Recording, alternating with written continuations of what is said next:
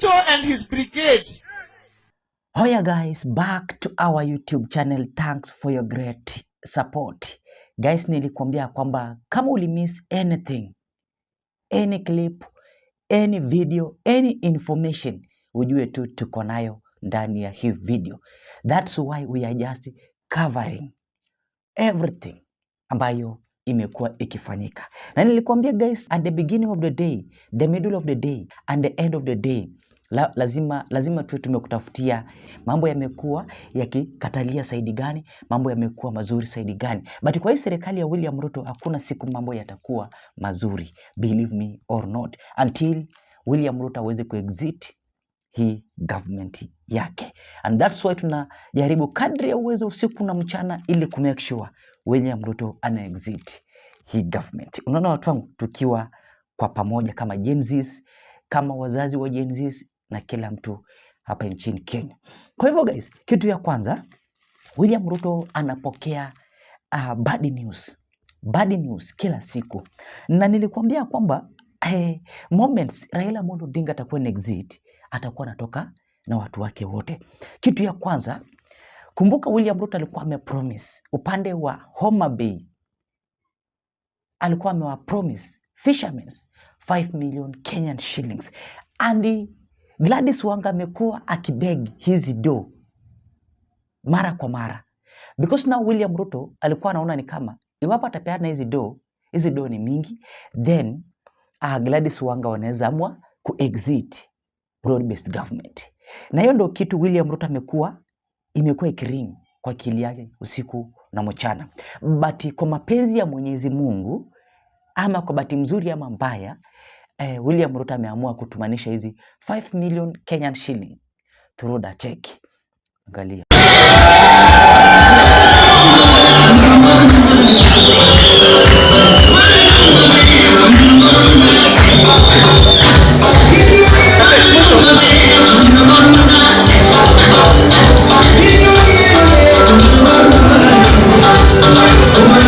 Baada ya Gladys Wanga kupokea hizi do, utakuja kuona kwamba ameanza kutafuta venye atafanya nini, venye wata exit sasa, because William Ruto ashatimiza ombi lao. Na vizuri tena zaidi tunaelewa ya kwamba even Raila Odinga and Gladys Wanga wanaelewa hii serikali kila mtu amekataa, so hakuna venye wao wataendelea kutetea hii government ya William Ruto ama kutetea William Ruto. Unaona watu, even if wako ndani ya broad-based government, but broad-based government fail because William Ruto afuati venye walikuwa wanataka. Unaona watu wangu, that's why kwa hii video niko na kuchezea tu clips baada ya nyingine, so make sure una like na una support hii channel, usijaribu kuswipe up this video. Na nasema thanks kwa hiyo like yenu. Kwa hivyo guys, another point of the day,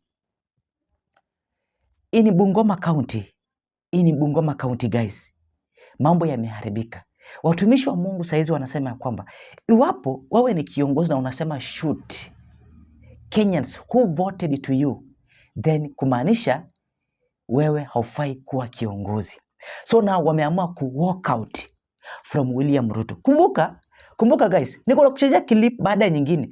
Kumbuka Bungoma County, wakati ambapo Kenyans walisema kwamba hatutaki makanisa yachukue pesa za William Samoei Arap Ruto, Bungoma County walikauka vichwa, watumishi wa Mungu wakapokea mamilioni za William Samoei Arap Ruto. Angalia.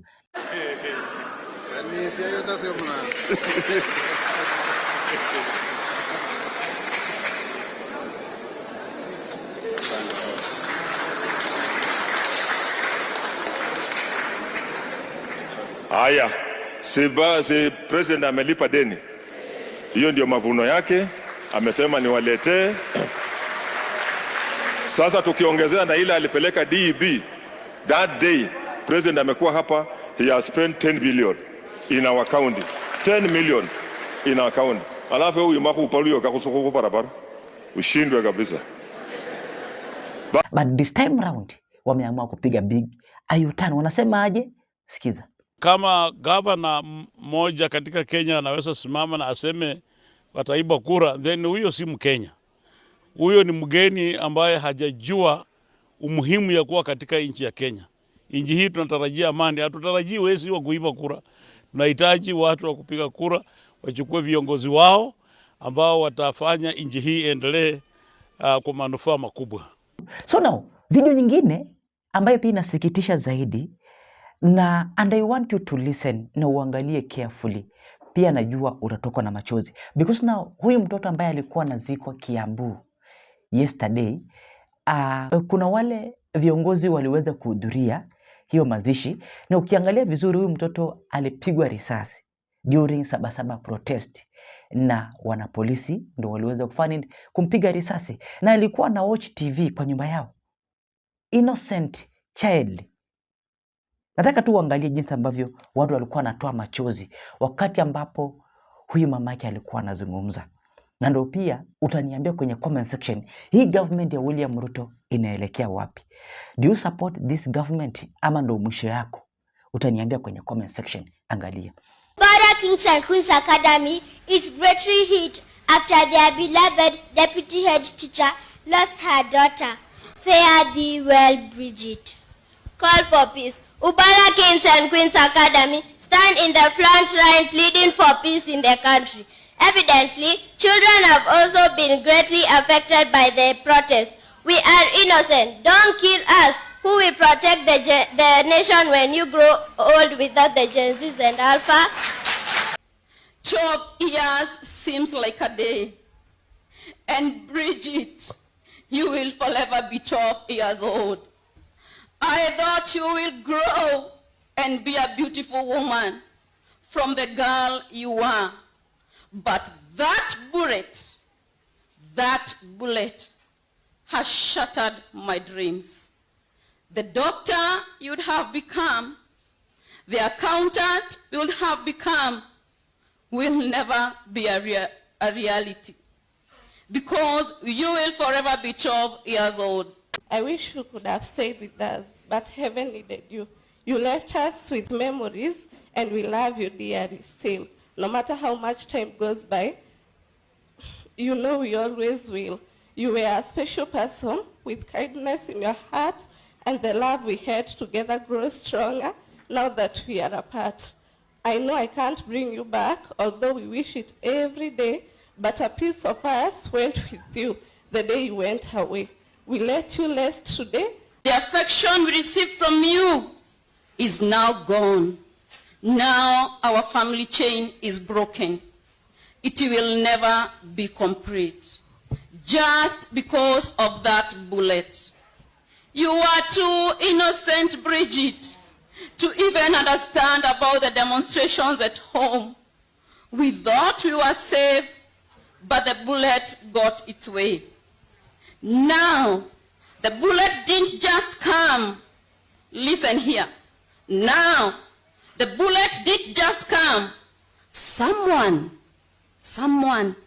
pulled the trigger. And Bridget, you are gone. I'll see your age mates and always wonder what you could be. My heart bleeds for the life cut short by the bullet. No money. Our leaders, listen here.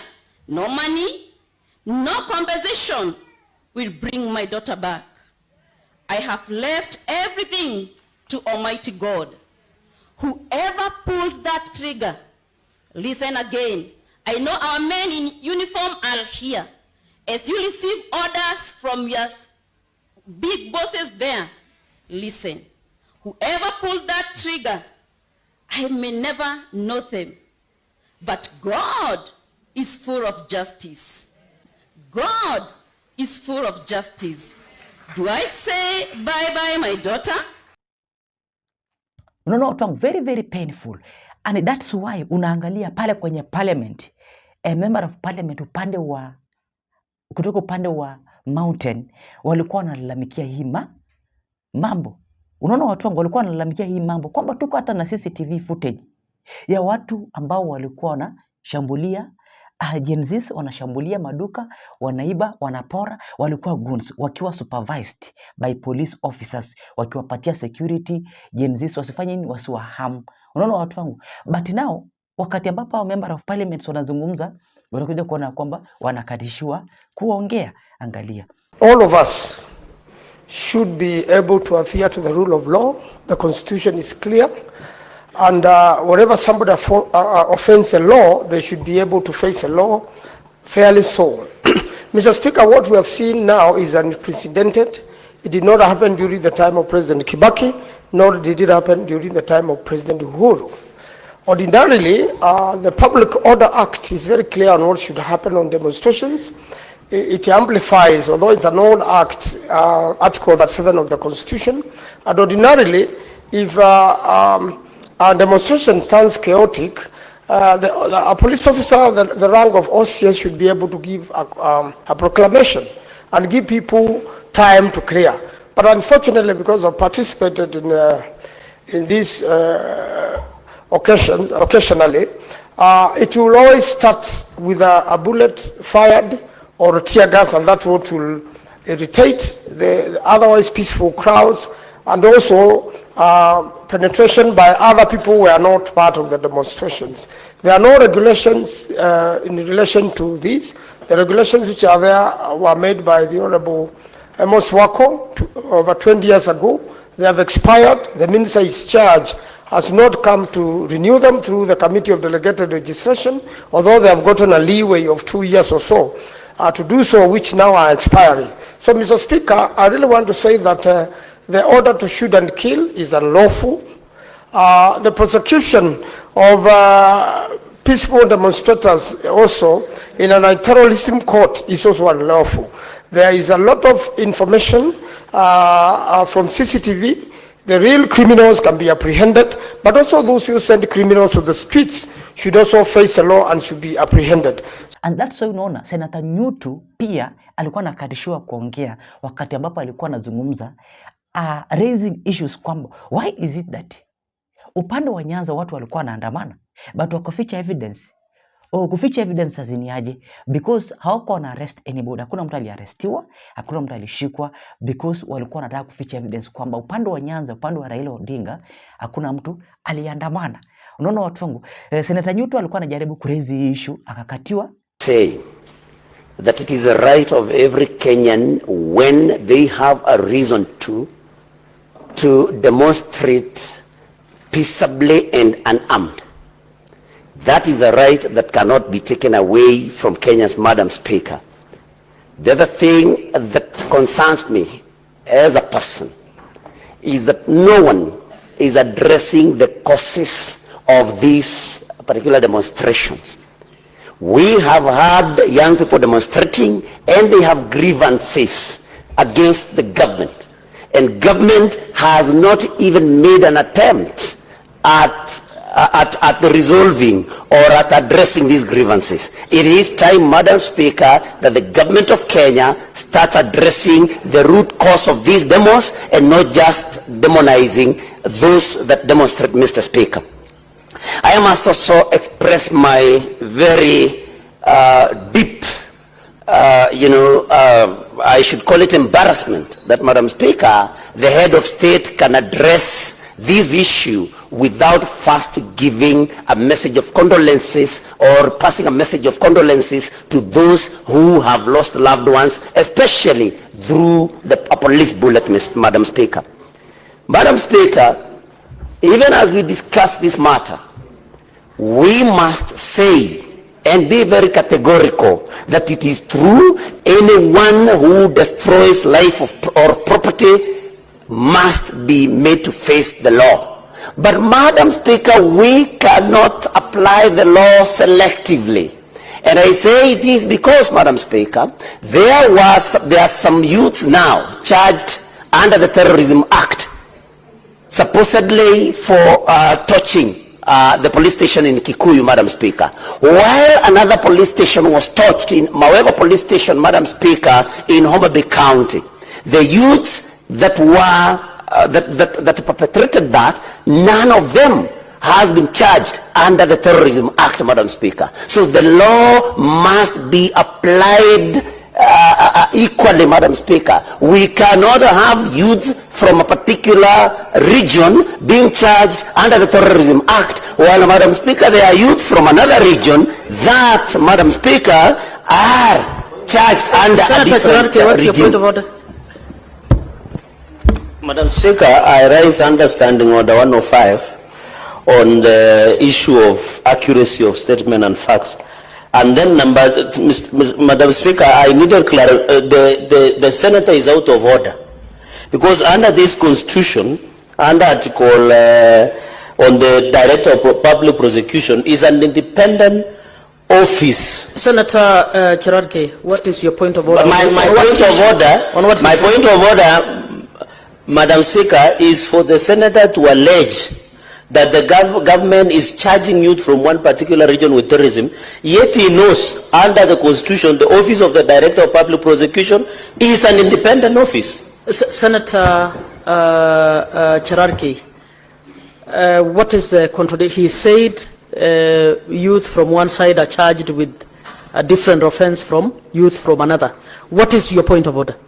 My point of order, Madam Speaker, is insinuating that the government is charging, yet it is the DPP who does the charge of suspects. Senator Cherargei, I think your point of order is not clear, so Senator, you to proceed. Thank you, Madam Speaker. And it is important that when we address issues in this House, that, Madam Speaker, we do not speak for the gallery to please somebody from somewhere, that even the points of order that we raise are substantive, that we do not just stand up and raise points of orders to please a particular being somewhere. Madam Speaker, having said that, I want to say, Madam Speaker, that we cannot be blaming people. Nono watu wangu. Another story of the day ni kwamba Ndindi Nyoro, kama ulikuwa umemiss, alijaribu confronting William Ruto. The other day tulikuja tukaona kwamba mafuta imeshuti. Mafuta imeshuti hii month. April ikatangaza kwamba mafuta imeongezeka na shilingi 9. So now tunaelekea wapi? Ndindi Nyoro akatupatia way forward. Ni nini inaendelea ndani ya serikali ya William Ruto? Angalia. We saw the fuel prices going up yesterday drastically, and the explanation that was given by government is not accurate, because blaming the global oil prices is falling short of what the reality is. Because last year, for the last 1 year, the highest fuel prices we have seen were actually in June 17th of 2024. And in this calendar year, the highest prices we have seen were actually in January. But having said that, it is important for us to know that out of what Kenyans pay at the pump in terms of fuel prices, around half of that money is in terms of taxes and levies. Over 80 shillings of what people pay for petrol prices, over 80 shillings goes into taxes and levies. And of what Kenyans pay for other products or fuel other than petrol, over 76 shillings again goes into taxes and levies. In an oil producing country like Kenya, the only tool a government is left with is altering the levies and taxes. This is where the problem is. The government of Kenya actually added a new levy last year of 7 shillings in the fuel prices. And how the government works is that time when the fuel prices are coming down, actually that's the reason why Kenya's never felt the global deceleration of the oil prices. Because it's around that time that the government introduced a secret 7 shillings in fuel levy. That is partly one of the problems why the fuel prices are going up. But the more unfortunate bit is that this year, the government has taken that 7 shillings, taken to the banks as security, and then they have taken a loan of 175 billion shillings. This money is not reflecting in the government books as a debt, and therefore it can only pass as an illegal debt, because whatever is not accounted for as a debt, then any other debt is illegal. There has been a lot of secrecy around securitization, because these questions we have asked them even in Parliament, even the people in the Treasury don't seem to know. Some of the questions we are asking how much money is the government actually borrowing? Because even the 175 is from different sources other than the official source. Secondly, what is the interest rate? Third, after 7 years, which is the period at which they are borrowing, how much will the government have paid to these banks? Fourth, is this money sovereign guaranteed? Because it seems to be nowhere in the government books. It actually also never came to Parliament for any ratification. The problem of this is that we now have the government spending money in advance. They have already collected money in advance for the next 7 years. So if Kenyans demand lower fuel prices, and you've already taken loans using the levies and taxes, how are you going to alter the pump fuel prices? Because the only tool you have is taxes and levies, and it is the one that you've already securitized. And this securitization term is another dogma that is being brought around to confuse Kenyans. It is important for the government to be prudent. It is not fair because we want to be clapped for today. We add fuel prices. We actually go to the banks and take loans using the same levy, which in a bad day is what Kenyans will demand it gets lowered for the fuel prices at the pump to actually be managed. The other thing I want to highlight is that beyond the people in the National Treasury who are clearly engaging in an illegality of borrowing money and hiding that borrowing, even the banks that are lending money using the securitization issue, they need to answer questions to their shareholders. This money you are lending, how is it secured? If the fuel levy in terms of what Kenyans pay is only created through a gazette notice by a memorandum from the cabinet secretary, what if another cabinet secretary gives the one that lowers the levies, which the banks are already holding as security for the loans? And lastly, in the affairs of financial management, you must never favor any of your creditors, because what basically you are doing is to open a floodgate. If you securitize fuel levy, like the one they are doing, the 7 shillings, they're in the process of doing another 5. Then what if now a Chinese lender comes and they want to securitize our VAT, and another one comes, a lender, they want to securitize our payee? What will be left for the government to do, the governments that are in power or that come to power? It is important for Kenyans to know that the explanation that was given in terms of fuel prices is actually not true. The truth is introduction of new levies, but more importantly, the illegal borrowings that are happening around fuel levy. The questions I'm asking, or the voice I am airing, it is just for the love of the country. Because if we do the same on all the other funds, the government is doing the same in terms of sports fund, we do the same in terms of fuel levy, then where is the flexibility for the governments to make decisions on how to expend their money, when the government that is currently there is already spending money in advance? What if the other government that was there did the same, securitized the money in terms of all the taxes? Then what will be the role of the government now?